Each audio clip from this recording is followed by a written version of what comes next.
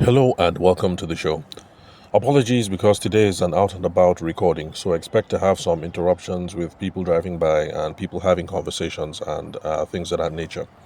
So, today we're going back to how to overcome the fear of selling. If you've been listening for a while, you remember that in prior episodes we addressed how the fear of selling is natural, at least when we're talking about personal selling, because there is selling in copy. That's when you're using the written word, email, advertising, those sorts of things. So that is not as scary because all you have to do is to learn the system and you'll be fine. You tweak it over time. So, but people find personal selling when you're having conversations with people. They find it scary because you're in socially awkward situations or potentially awkward situations where you're networking or you're trying to sell your product or your service. There is the possibility of rejection. So these are some of the things that give us hangups. So the fear in selling is natural. So don't be worried if you go through it because everybody does. I'll say everybody does. So the fear is natural. Your personality is not the problem. You don't have to change your personality. You don't have to become more engaging, more outward, or you don't have to tone yourself down. So if you're one of these people who is really vibrant and loud and all that, you don't need to tweak your personality one way or another. What you need to do is, well, first of all, you need to make sure that you're only selling something that is a valuable product or service, something that you believe in. Because if there's no value in it, you're going to be shut down a lot. You probably don't believe in it in the first place, and it's going to lessen the efficacy that you bring to the table when you are trying to persuade or when you're trying to sell. Then we also need to have a game plan or some sort of conversation framework to guide the conversation, and that is why you can leave your personality intact. So if you're one of these, loud people, loud hair, loud clothes, stuff like that, you don't need to tone yourself down per se. You just need to have an appropriate conversation framework that is going to guide you in your interactions with people so that you can move things into the most logical and most natural progression when you're having a business conversation, a selling conversation, a negotiating conversation, or what have you. Then, what else? Okay, then we also need to understand the difference between, what's that word again? Sorry, my mind just went blank. Communicating value. Yes, understanding value and communicating value. You need to understand that that is the core dynamic that is at the root of selling.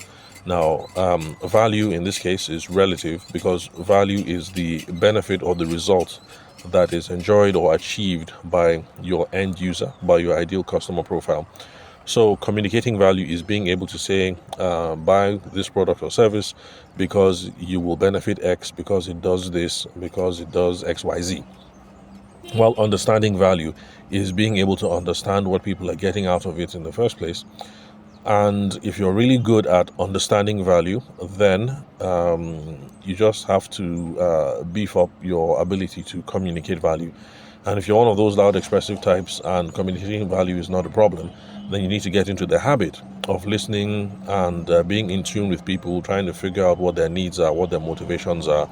And when you're good at understanding value, then you marry the two together and you'll be fine.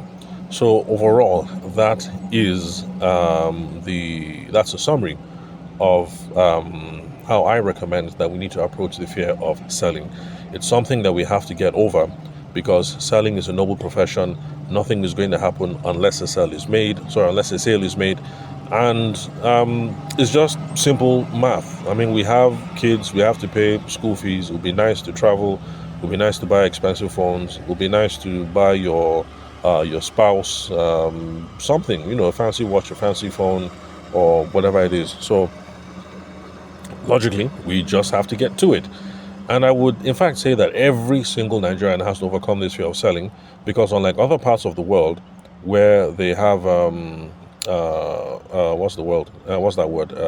Social security, and the government, the government apparatus for taking care of people in retirement is a lot more advanced. We don't seem to have that in Nigeria. Yes, people have pension schemes and things of that nature. But the thing is, eventually, and when I say every single Nigerian gets involved in business. And when I say every, I mean every. You might not be doing it now, but you're going to get to that stage where you're about to retire. The pension money is coming in, but maybe it's just 150k, and you're wondering, how am I going to beef this? Or the pension money might be absolutely fine, because I've seen some pensioners with Total. Yeah, Total. But this was a long time ago anyway. I don't know what their pension structure is now. So there's some pensioners that the pension structure is solid, is good, and they're fine. But the thing is, you get tired of sitting at home and just collecting your millions every month if you have one of those golden pensions. So eventually, in your young age or in the old age, and when I say every, I mean practically every single Nigerian gets involved in the business.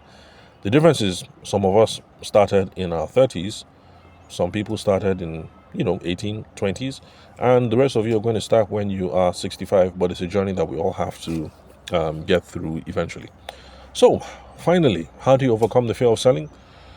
There's no easy way to say it. Just start. It is a natural process, so just go ahead and just start. And it's something that we've all been through as babies. We had to learn how to walk, and at first it was, fearful because you fall, you scrape your knee. And it's the same thing with swimming. We started swimming lessons maybe about 8-9 years ago. And of course, my wife was absolutely petrified at the time. But that is just how you begin. It's going to be scary. Learning how to walk, learning how to swim, learning how to ride a bicycle. Filling forms at the office. They give you your H2 form or whatever you fill for taxation purposes. Of course, it's going to be frightening. You've never filled this form before, and you go and you talk to somebody else. Hey, BC, I beg, have you submitted your form? This, that. How did you do it? And then BC walks you through it. And then after a while, you're not so scared anymore. So just start. It is a natural process that human beings go through. So, of course, do all the stuff I spoke about in the first half of the conversation, where I said make sure you have a valuable product or service, come up with a game plan or a conversation framework, and then understand that the key dynamic is understanding value and communicating value. But after a while, we know all the theory. We've been thinking about all the stuff. We just have to pick a date and then start. There is no better time to start than today. So just go out and try it today. Now, what you need for this journey is you need a guide and you need a game plan. When I say a guide, really, in my own opinion, any guide will do. You need someone or something that you find appealing, something that you understand, and something that is intuitive.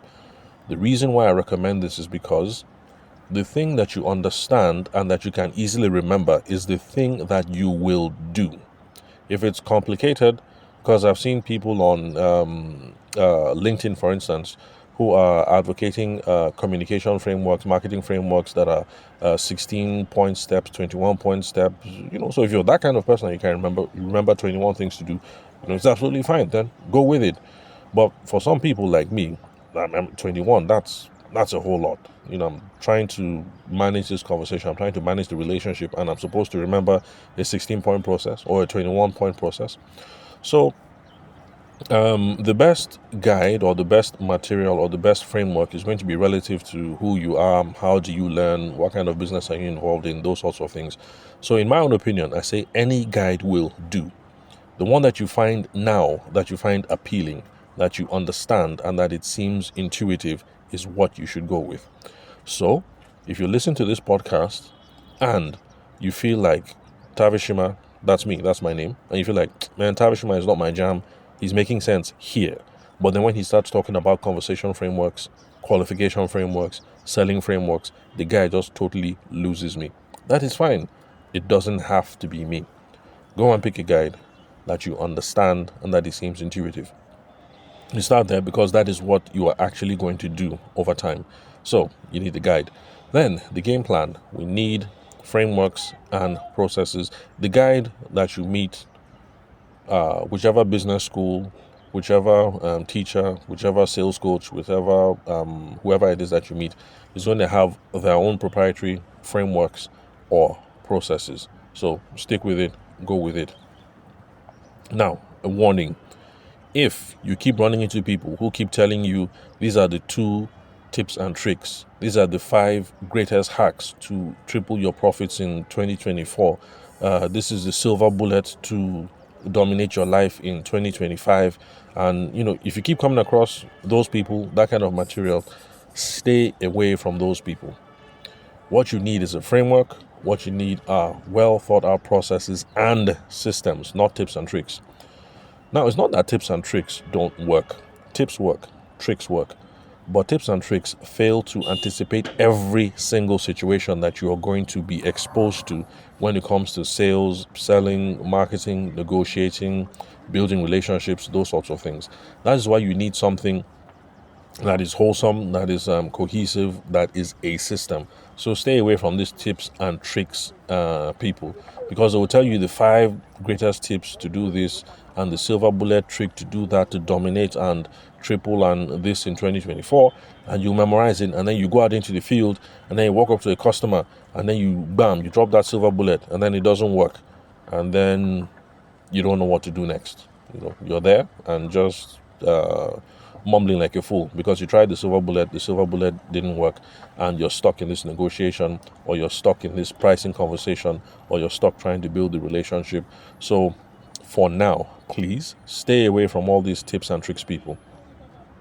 By the time you've been doing this for a couple of years, you have a framework that you know inside and out, that if you're sleeping and your kids slap you upside the head and wake you up and say, "Oh, daddy, how do you sell this? How do you sell that? Mommy, how do you sell this? How do you say that?" You can repeat what the process is. By the time you get to that level, then tips and tricks, they make sense, because you know that, okay, this trick, yeah, it makes sense, but it would only work in this situation, it will only work in that situation, it won't work here, it won't work there. So tips and tricks are useful, but not in the beginning. So please look for a guide, look for a game plan, something that is easy, you can understand, it's intuitive. It has to be a system. So don't follow all these people that are selling you tips and tricks. They will lead you into serious trouble and will cause a crisis of confidence. It's like these people who talk about packaging. Like, you should package your way to success. Sure, no problem. Yeah, you do the whole thing. You get your pinstripe suit, you get your white shirt, you get the purple blazer, the this, the that. You package everything, and then you're in a negotiation situation, and for some reason your packaging is not working. People are not intimidated by your packaging, and maybe you guys are now trying to negotiate some obscure pricing thing or some obscure tax thing or whatever, and you're just fumbling and wombling, even though you are packaged to the nines. So please, no tips and tricks. Systems first. If you're good with the system, if you're good with the framework, you understand it, you know that at the back of your hand, then you can now employ packaging and do the right, everything. So avoid all these people that talk about silver bullets. There are no silver bullets. If there was a silver bullet, trust me, I would not be making this podcast. I would be out doing the silver bullet today and make 100 grand. Tomorrow, make 100 grand. The day after, and the day after, and the day after. If there was a silver bullet, we wouldn't be making podcasts. We'll be out there silver bulleting and retiring and buying private islands and all of that. All right. So, is there a best plan? Is there a best framework? I know I've mentioned it, but I just want to go over this one more time so that you guys get it, because people spend too much time looking for the best plan, the best framework. So, I'm going to repeat it again. Is there a best plan? Is there a best framework? The answer is no. There is none. There is no best plan, no best framework. It depends on your personal comfort. Some people are going to hear some stuff and they're going to say, "Man, I will never be able to do that." And that's fine. So for me, I'm a face-to-face kind of person. Pick up the phone, just call the person, go to the office, let's get this thing moving. For some of you are like, "What? Total stranger." Pick up the phone. I can never do that. And that's fine. You can look for another framework that starts you off at where you are much more comfortable. And over time, you will make progress. So it doesn't have to be me. What are you comfortable with when you're looking at plans? Then it also depends on the business context. There are some plans and some frameworks that people teach you that actually are best suited to commodities. Like this whole thing of having hard negotiation points, walkaway points, things like that. they're best suited when you're in a hostile negotiating environment or when you're dealing with a commodity trade. So if you're buying soya beans in the market, and you've negotiated the best price of 990 naira per kilogram or something, and the person is quibbling over 20 naira here and there, then brinkmanship, saying, what, I'm done, stand up, do demo as if you're about to leave. Yeah, that works in that kind of situation. But if you're handling a government contract, for instance, brinkmanship is not going to get you anywhere. It's a government contract. It's valuable. People are chasing it. So if you like, do the brinkmanship thing, stand up, walk away, form activity. As you're forming out the door, somebody else will form in, and that's the person that's going to get the contract. So it depends. What are you comfortable with? What is the business context that you are operating in? What is the industry? What is the type of product? These are the sorts of things. So take your time, look for a guide, listen to podcasts, read books, attend seminars. You'll be exposed to a bunch of things, and you're going to find something that you're comfortable with, that seems to suit your business context and your industry, and also matches the kind of product that you have. So the next step in trying to overcome the fear of selling is keep listening to this show. Even if you don't like my stuff, you'll find some stuff here that you find useful, and eventually you're going to find one or two nuggets that are going to lead you to the promised land of the guide and the framework, even if it's from somebody else, that will help you overcome your fear of selling. So next step, summary, keep listening to this podcast. Look for a teacher, look for a consultant, look for a guru, look for a whatever it is you want to call it, someone that you like, and over time it all sorts itself out. Oh, and by the way, in business is kind of progressive, so you go through stages. So okay, let me just put it this way: as a young wedding photographer, when I started out a decade and a half, you start at a certain stage where you're dealing with 10,000 naira, 20,000, 50k. You get comfortable at that. The first time that you negotiate a 500k job is going to be nerve-wracking, and then after a while you get comfortable with the 300s, with the 500s, and then by the time you start hitting a million, it's uncomfortable. No, I'm not saying that I charged a million. The highest that we did, that was photo and video anyway, and that was 900 and something grand.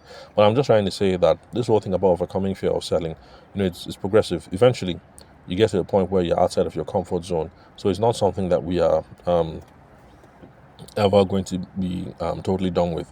So right now, personal selling, certain kinds of contexts, I'm absolutely cool with that. But then, when I get to a stage where I'll be outside of my comfort zone, and it's going to be potentially socially awkward, just like I said, and the cycle begins all over. So personal selling, business communications, I seem to be fine, but maybe in 3 or 4 years' time, I'm working with a political candidate. It's going to be a different thing. It's going to be a different level. It's going to be a different dynamic, and I will have to overcome certain fears that I'm coming up with. So that's going to be the journey for most of us. So thank you very much, guys, for listening. Thanks for your time and attention. I'm the host of the show. My name is Tavishima Ayide. Please follow me on LinkedIn. If you want to confirm the spelling of my name, just check the link where you're currently listening to this episode.